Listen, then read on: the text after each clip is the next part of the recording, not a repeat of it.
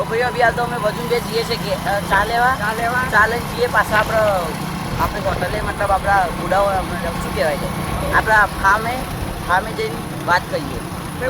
ગોમમાં તમે જોઈ રહ્યા છો આપણા રસ્તા ઉપર એ આપણી ચેનલને સબસ્ક્રાઈબ કરી દેજો. જે કહી દે સબસ્ક્રાઇબ, લાઈક, શેર, કોમેન્ટ બધું કરી દેજો.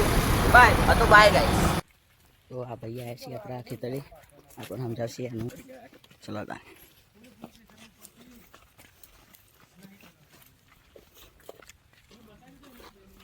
નવું બોર્ડ બનાવેલું છે જીબી કનેક્શન માટે. એમને ટપક પદ્ધતિ લીધેલી છે. એમાં આપણે ઇનલાઈન ને ઓનલાઈન ડબલ પાક કરેલું હોય. એટલે એમને ખેતરમાં વાય છે ઓબા. આ છે એ ફિલ્ડ યુનિટ છે જેને કહેવાય હેડ યુનિટ. આ હેડ યુનિટ એવું છે કે જ્યારે તમે બોર ચાલુ કરો અને આ પાણી આમાં ટપક દ્વારા ઓબામાં આપી શકાય. આ છે બાયપાસ વાલ્વ કે જ્યાં પાણી વધનું બહાર કાઢી શકાય. આ છે એ કંટ્રોલ વાલ્વ કે જે ફિલ્મમાં વાલ આપણે આ વાલથી ફિલ્મમાં પાણી આપણે આપી શકીએ. આ છે ખાતર તળાવની વેન્ચ્યુરી જેને ઇન્જેક્ટર કહેવાય. આ છે આપણું સ્કિન ફિલ્ટર કે જ્યાં પાણી ગાળીને ફિલ્મો જાય છે.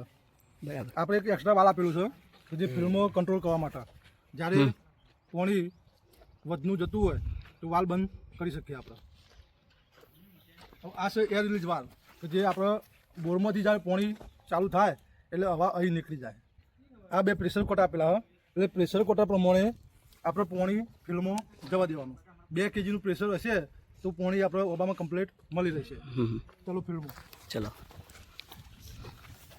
આપણે ફિલ્મમાં બતાવશી કે કેવી સિસ્ટમ છે ભાઈ. હવે ફિલ્મો આપણે એમને 15x15 બાય ઓબા વાયેલા. હવે આ ઓબાના વચલા ગાળામાં આપણે એમને આપીશું ઓનલાઈન કે જ્યાં પાણી પડે નહીં. ઓન ધ સ્પોટ ખાલી એમને ઓબામાં મૂળ સુધી પાણી પહોંચી રહે એના માટે એમને ડ્રીપર સિસ્ટમ આપેલી છે કે આ ડ્રીપર 1 કલાકે 4 લીટર પાણી કાઢે. એમ આપણે ટોટલ 2 નળી ઉપર 4 ડ્રીપર મારેલા છે. ઓકે. જેમાં એક ડ્રીપરનું પાણી 1 કલાકે 4 લીટર પડે એવું 4 4 4 4 ટોટલ 1 કલાકમાં 16 લીટર પાણી એમના ઓબાને મળી રહે. એટલે આ પાણી એમના ઓબાના મૂળ સુધી પહોંચી રહેશે. કોઈ બી પાકને પાણીની જરૂર હોતી નથી, ખાલી પૃથ્વીની જરૂર હોય છે.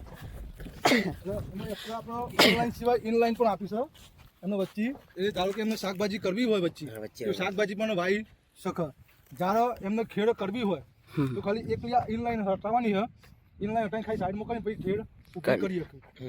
જો આડી ખેડ કરવાનું થાય તો બધી ટોટીઓ એમને ઉઠાવવી પડે. પણ ઓબામાં એવું હોય કે સિંગલ પટ્ટી ઉપર ખેડ કરે તો કોઈ તકલીફ આવતી નથી.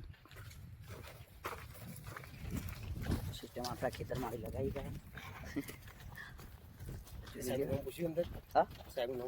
સાહેબનું નામ પૂછ્યું નહીં. સાહેબનું નામ કર્યો. પીવીસી લાઈનમાં આપણે એમને ફિટિંગ કરી આપેલું છે. 2 બાજુ ફ્લશ વાલ આપેલા હોય તો આ ફ્લશ વાલ તમે ખોલશો એટલે અંદરનો કચરો બધો બહાર નીકળી જશે. ટોટીમાં ધારો કે તમારે સમજો કે પાણી નીકળતું નથી તો તમારે ટોટી ખાલી એકવાર ચેક કરી લેવાની કે અહીંયા છો વટી બોટી નહીં પડી તો ખાલી ટોટી ટાઈટ કરી દેવાની. આ ટોટી અત્યારે ઢીલી હોય, ટોટી થોડી ટાઈટ કરશો એટલે આ ડ્રીપર જે માર્યા એ કમ્પ્લેટ એની જગ્યાએ આવી જશે. કમ્પ્લેટ સોડની બંને બાજુ. એટલે આ જે પાણી પડશે એ સીધું અહીંયા જ પડશે.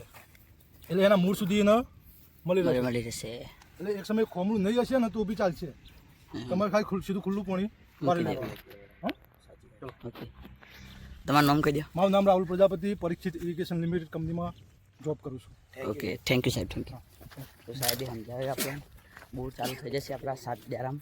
એટલે અમારા અંદર જોડાઈ રહેજો અને આવજો. અમે તેની ચેનલને સબસ્ક્રાઈબ કરી લેજો. અને જોઈ લીધું ને અમારે આજે ફૂલ સેટ બનાવી નાખ્યો. એટલે બોર ચાલુ થઈ જાય. હવે 2 દારા મોયરી બનાવવાનો. 2 દારા મોયરી બની જશે. અને 10માની પરીક્ષા તો હાલ ચાલુ જ છે. પણ જો કે હા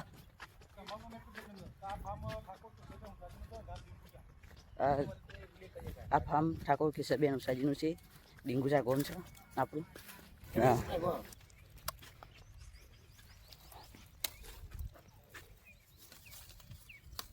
કેરીઓ આવી.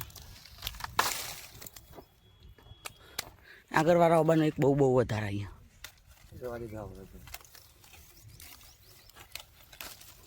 સીધો કરવા પડે. હા રે તો હોજી બોધવાનું બધું લઈને આવીશું. એને રાહ દીધી રાહ દીધી.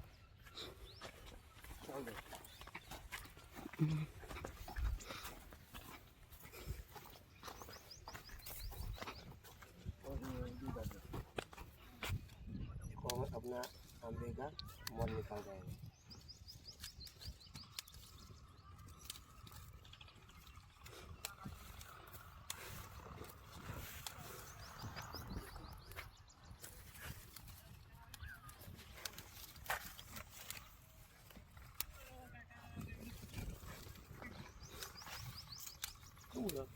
પેલા હે ભાઈ